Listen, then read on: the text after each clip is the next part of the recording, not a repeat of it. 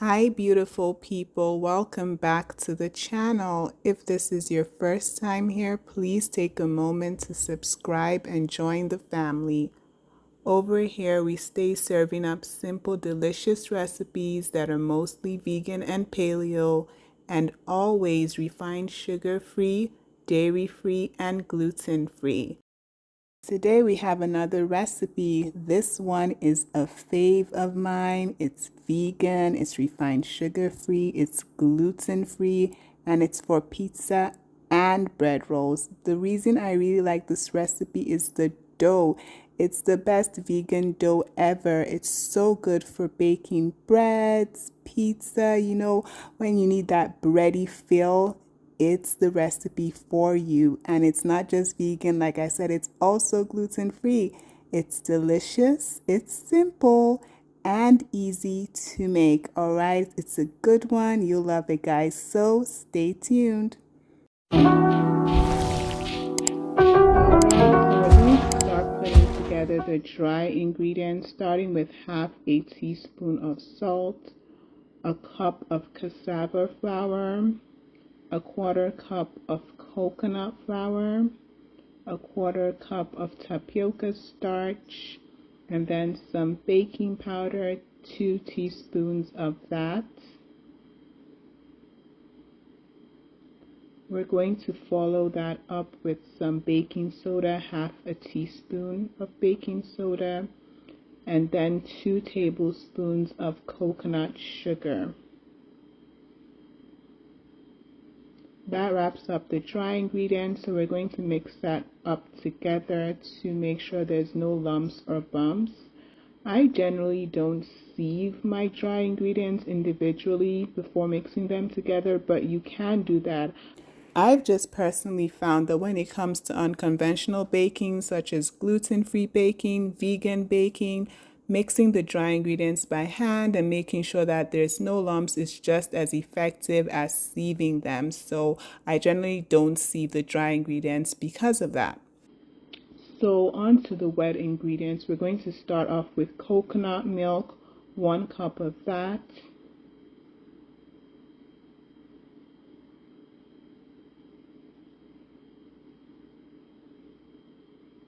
And after that, some avocado oil, a quarter cup of avocado oil. And then 1 tablespoon of apple cider vinegar. If you've been watching my videos, you know that the combination of apple cider vinegar and coconut milk, or any non-dairy milk really, does create a nice buttermilk effect in your baking. So we're going to whisk together those wet ingredients and then pour in the wet mixture into the dry mix.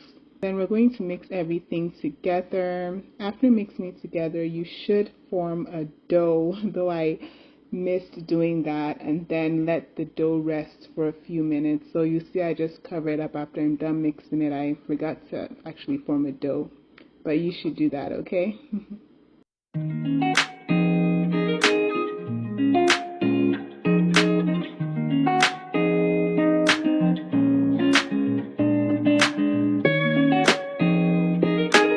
Cover it up and set it aside for a few minutes.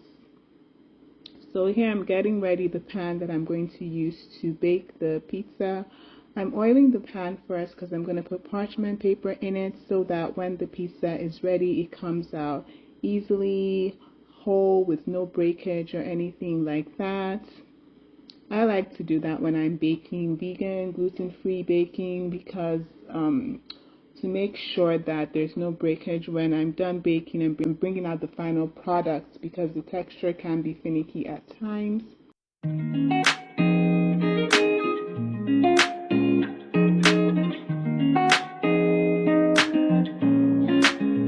So now it's time to spread the dough into the pan, get it ready for baking.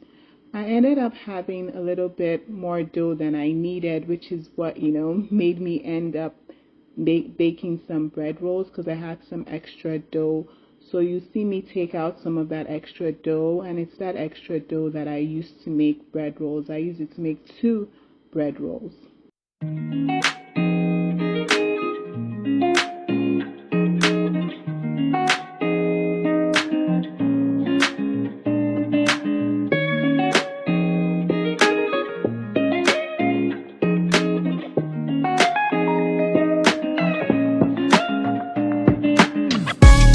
I'm just making sure that the edges are nice and looks as pizza-ish as possible. Okay, and flatten everything out. So after all this is done, I'm going to put it in the oven to bake for 20 minutes at 370 degrees. Alright, so now that the pizza has baked for 20 minutes, it's time to put on our vegan cheese. Okay guys, I really like this Violife brand because if you're vegan, you know how it's not so easy to find a vegan brand of cheese that does not contain soy, but this one has no soy and it has relatively few ingredients, so it's a fave of mine, okay? So we're just going to top that pizza with the cheese. Here are the ingredients for the Violife cheese. Relatively few ingredients, and like I said, no soy. And the reason why I'm not big on soy is two main reasons, right? One, soy is typically heavily genetically modified, and two, soy does influence estrogen, the female hormone, so it can lead to some imbalances with that. So I just try to stay away from soy in general, and that's why I really like this brand, because it does not contain soy. So after putting the cheese on the pizza, we're going to let it bake in the oven also at 370 degrees for an additional 10 minutes. So over here, I'm showing you those bread rolls. Remember the bread rolls I made with the extra dough I had from the pizza dough? I used that to make two bread rolls that I put in the oven at 370 degrees for 30 minutes. So those are the bread rolls. Those are ready, okay? Next up, the pizza is ready as well after letting it bake for an additional 10 minutes after I put the vegan cheese on top of it. Bringing out that pizza from the pan. No breakage. That's why I love using parchment paper. Everything comes out in one nice piece. I went really simple with this pizza. The only topping is cheese, but guys, you can put as many toppings as you want. You can put tomato sauce. You can put whatever you want on your pizza.